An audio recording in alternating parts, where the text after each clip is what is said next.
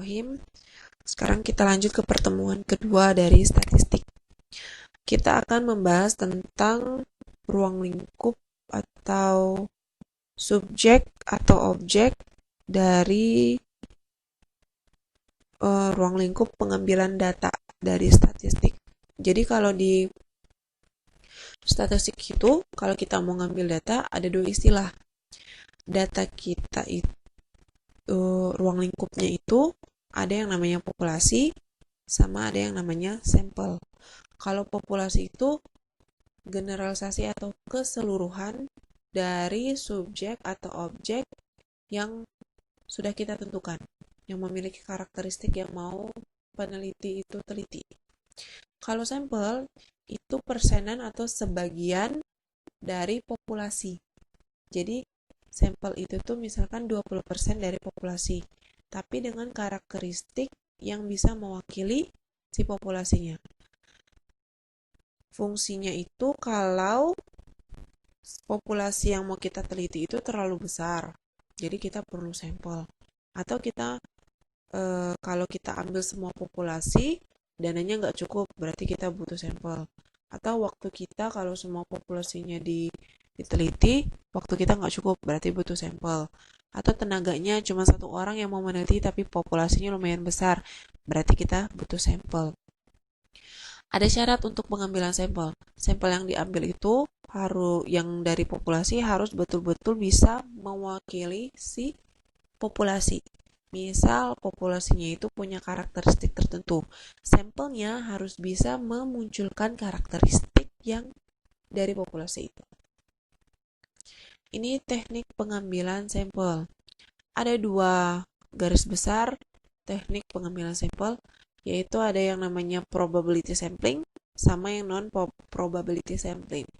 Kalau probability sampling, probability itu berarti peluang. Jadi pengambilan sampelnya itu dari populasi atau setiap anggota populasi itu memiliki peluang yang sama untuk dijadikan sampel. Kalau yang non-probability berarti setiap anggota populasi itu tidak memiliki peluang yang sama untuk dijadikan sampel. Misal gini, kalau saya mau meneliti tentang mahasiswa, berarti mahasiswa kalau yang probability nih ya, mahasiswa Fuad, Tarbiyah, sama Syariah itu punya peluang yang sama untuk dijadikan sampel. Jadi ketiganya itu bisa dijadikan sampel. Kalau non-probability, ada kemungkinan misalkan yang Syariah nggak dijadikan sampel. Atau yang Syariah ini cuma 10% diambil sampel. Terus yang sisanya itu dibagi dua, di Tarbiyah sama yang di Fuad. Ada syarat-syarat tertentu kalau mau di non-probability sampling. Kalau probability sampling itu ada 4 teknik cara pengambilan sampelnya. Ada simple random, proportionate stratified random sampling, disproportionate stratified random sampling, sama area sampling atau cluster. Kalau non-probability, ada sampling systematic, sampling kuota, incidental, purposive sampling, sampling jenuh, sama snowball sampling. Kalau probability sampling yang pertama itu simple random sampling. Simple random sampling itu berarti acak yang secara simple. Asal ambil aja. Kita boleh asal ambil asalkan populasinya homogen atau dianggap homogen. Jadi kalau kita punya populasinya itu homogen atau relatif homogen lah ya, relatif sama karakteristiknya. Terus kita ambil, comot-comot aja sembarang, dapatlah sampelnya yang representatif. Itu kalau yang simple random sampling. Kalau yang proportionate stratified random sampling, ini nih maksudnya, misalkan kita punya populasi nih. Populasi kita itu berstrata atau berjenjang. Nah, jumlah dari setiap jenjangnya itu, perbandingan jumlah antara setiap jenjangnya itu atau setiap stratanya itu proporsional. Contohnya kayak gini. Misalkan kita mau meneliti tentang latar belakang pendidikan dari pegawai di Yayan Curup. Kita mau ambil sampel. Sampelnya itu diambil dari populasi. Populasinya ini S1-nya ada 45, S2-nya 30, STM-nya 800, sarjana tekniknya 900, yang SMEA-nya bukan sarjana teknik ya, sekolah teknik gitu ya. SMEA-nya ada 400. Ini kan proporsinya itu proporsional nih antara S1 sampai yang SMEA nih. Jadi kita ngambilnya untuk setiap strata kita ambil secara random. Jadi nanti setiap strata itu peluang sampelnya sama. Kalau yang disproportionate stratified random sampling, bedanya si populasi kita itu nggak proporsional. Ini kita lihat ya, yang S1 sama S2 itu populasinya sangat kecil. Jadi waktu kita ngambil sampelnya, sampel untuk S1 sama S2 itu sama dengan populasi. Karena kan dia cuma 3 dan 2. Jadi diambil semua. Jadi peluangnya itu sama, dia masing-masing punya peluang, tapi proporsinya jadinya nggak sama ya. Karena yang S1 sama S2 itu sampel sama dengan populasi, sedangkan yang sisanya sampelnya ya memang sampel. Yang terakhir kalau yang probability itu cluster sampling atau area. Kalau cluster itu biasanya digunakan kalau objek yang mau kita teliti itu atau sumber data kita itu sangat besar. Gimana sangat besar tuh? Misalkan kita mau meneliti tentang negara Indonesia nih, atau penduduk negara Indonesia. Kan kalau Indonesia itu punya beberapa provinsi. Anggaplah ini provinsinya nih, ini provinsi dari Indonesia. Jadi kalau cluster sampling, dari semua provinsi ini kita ambil sampel dulu si daerahnya. Jadi belum penduduknya yang diambil sampel. Kita ambil sampel dulu daerahnya, baru nanti kita ambil kalau udah dapat daerah sampel, barulah kita ambil sampel penduduknya. Jadi kalau cluster sampling itu, kalau yang tadi kan langsung tuh ambil populasi langsung dapat sampel. Kalau ini 2 tahap berarti ya. Pertama tentukan dulu sampel areanya atau sampel klasternya. Terus dari klaster itu barulah kita dapat sampel penduduknya. Gitu kalau yang cluster sampling. Terus kita lanjut ke non-probability sampling. Kalau non-probability berarti ada kondisi-kondisi khusus yang ditetapkan untuk mengambil sampling gitu kan. Kalau yang sampling teknik yang pertama itu sampling sistematis.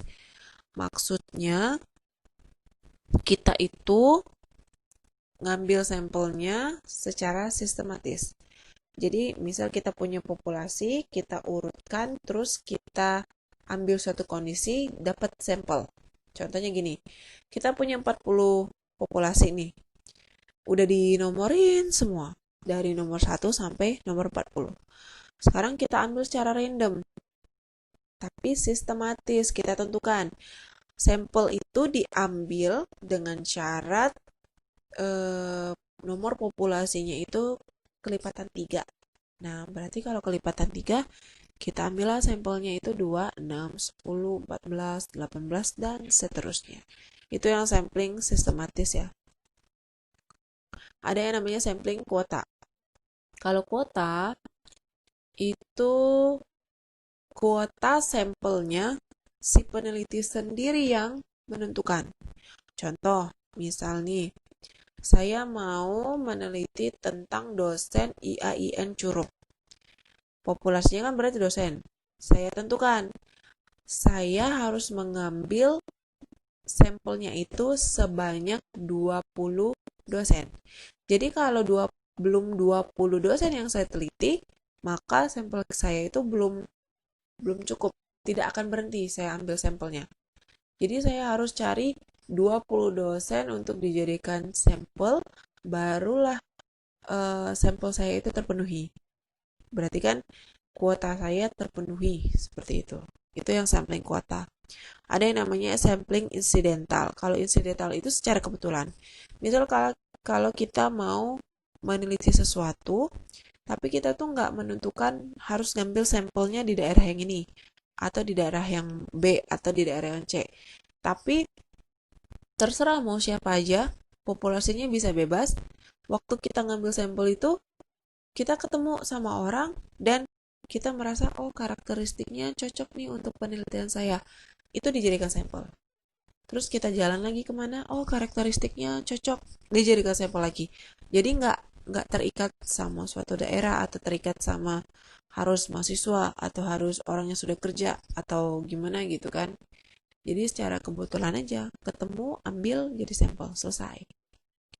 Terus yang untuk sampling purposive itu maksudnya teknik pengambilan sampel di sini ada pertimbangan tertentu. Misal kayak gini. Saya mau meneliti tentang apa ya? Saya mau meneliti tentang rasa dari makanan yang sudah saya buat. Nah, karena yang mau saya teliti itu tentang rasa, berarti sampel yang mau saya ambil itu adalah orang-orang yang paham tentang rasa. Contoh misalkan chef atau orang dengan profesinya tester. Jadi sampling purposive itu udah ditentukan dulu karakteristik sampel kita tuh mau yang seperti apa, disesuaikan dengan apa yang mau kita teliti. Ada yang namanya lagi itu teknik sampling jenuh. Kalau jenuh, populasi sama dengan sampel. Sampelnya jadi semua populasi itu adalah sampel. Yang terakhir ada jenis tekniknya itu snowball sampling. Ingat aja snowball. Awalnya kan bolanya kecil, orang-orangan apa? Orang-orang salju kayak gitu nah. Bolanya kecil, terus digulung-gulung jadi besar, jadi besar, jadi besar. Jadi awal-awalnya data kita tuh cuman sedikit karena ada satu kejadian atau kita merasa karakteristiknya belum nampak nih, belum cukup untuk jadi apa? Belum cukup menjawab permasalahan dalam penelitian. Berarti sampelnya ditambah lagi, ditambah terus sampai sampel itu kita rasa udah cukup kayak gitu. Oke.